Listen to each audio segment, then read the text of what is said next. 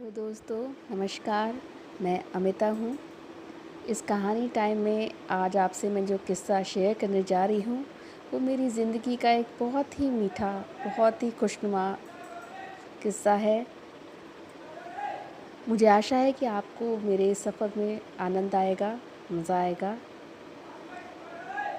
ये जो किस्सा है ये सन 1994-95 का है, जब मैं 8th क्लास में हूँ 8th क्लास में थी। वो शायद समय ज़िंदगी का बहुत ही खूबसूरत पल हुआ करता था।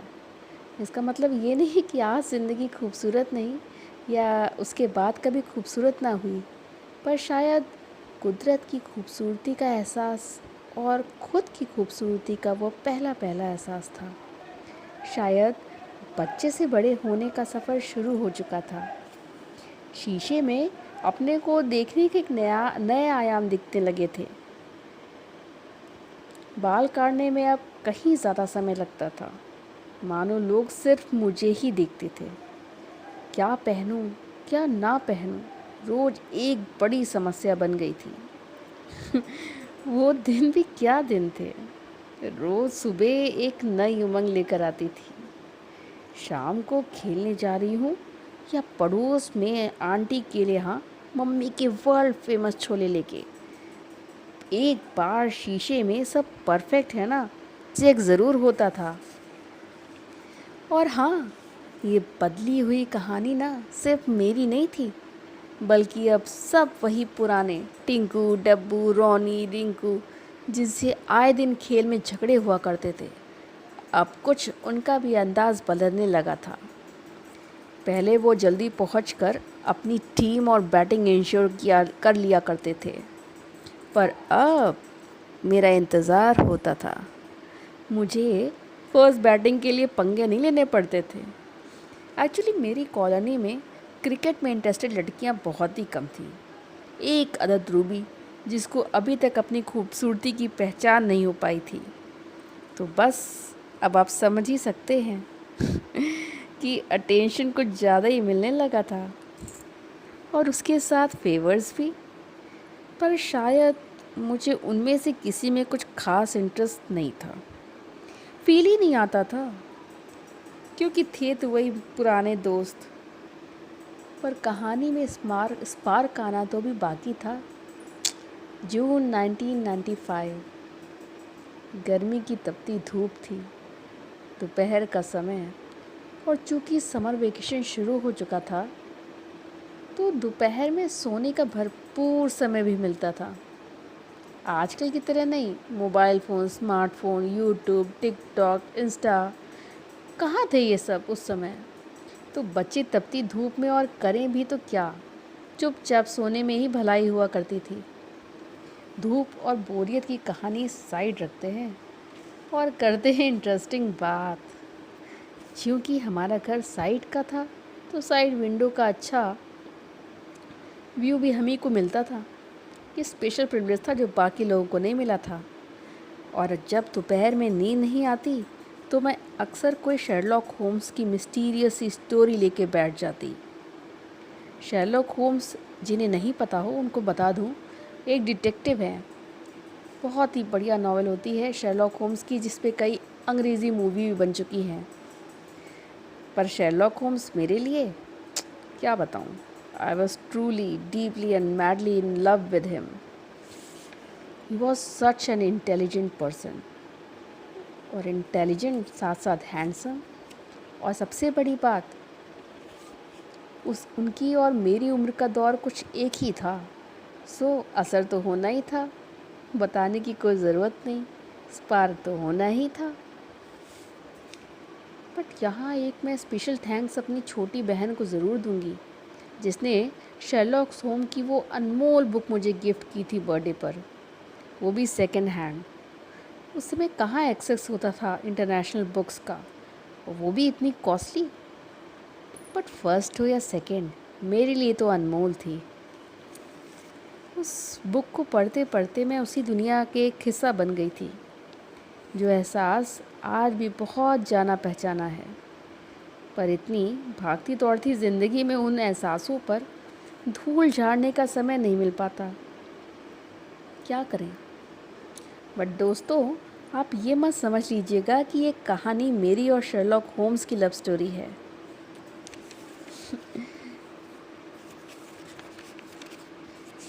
मुझे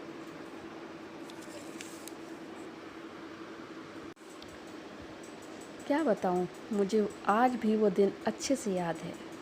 दोपहर में सब सो चुके थे, मुझे नींद नहीं आ रही थी, तो मैं खिड़की पे बैठ शर्लॉक होम्स के साथ समय बिता रही थी।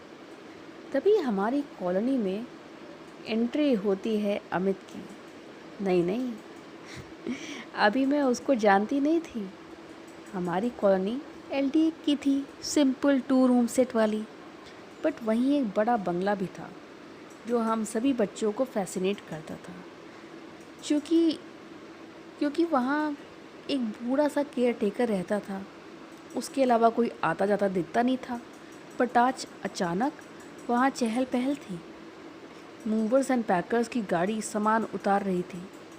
कुछ लोग नज़र आ रहे थे, तो स्वाभाविक सी बात है, मेरा इंटरेस्ट बुक से हटकर उस बंगले पे आए लोगों पे टिक गया। लेकिन थोड़ी देर बाद मुझे एहसास हुआ कि केवल मैं ही नहीं थी जो उन लोगों को जानने की कोशिश कर रही थी। पर एक गोरा चिट्टा सा लड़का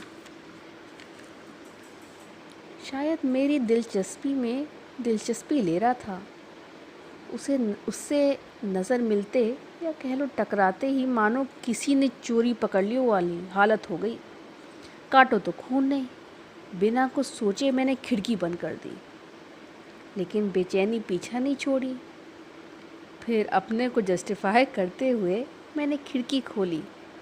ज़्यादातर सामान उतर चुका था, पर अब वो दूर बंगले के पास नहीं, बल्कि जस्ट मेरी खिड़की के सामने नत्थू हलवाई के यहाँ बैठा, मानो मेरी खिड़की खुलने का इंतज़ार ही कर रहा था।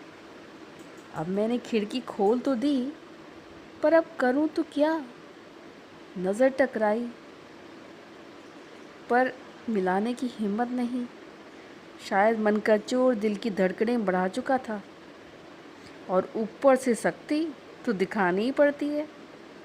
किसी तरह थोड़ी देर उसको इग्नोर करते हुए मैंने बाहर देखा, और फिर खटाक खिड़की बंद कर ली। पर उसकी नज़रें मुझे लगातार बेचैन कर रही थी। किसी के ऐसे देखने का असर पहले कभी ना हुआ था। दिमाग में उथल पुथल चल रही थी, तो सब्र कहाँ रहना था। मैंने सोचा, मैं ही बड़ी होशियार हूँ, थोड़ी सी खिड़की खोल के चेक करती हूँ। पर शायद जो एहसासों का समुद्र मेरे मन में हिलोरे मार रहा था, वही उसके मन में भी। वो भी अपने गेट पे लटका मेरी खिड़की खोलने का इंतज़ार कर रहा था।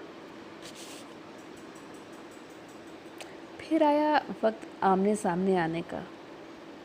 शाम को हम सभी बच्चे खेलने के लिए इकट्ठा होते थे, सो रोज़ की तरह उस दिन भी।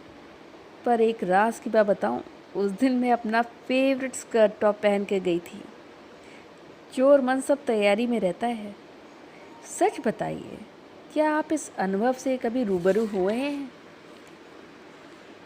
ज़रूर बताइएगा। तो अब आती है बात मेरी कहानी की। अब उसके आने की खबर पूरी कॉलोनी में हो गई थी।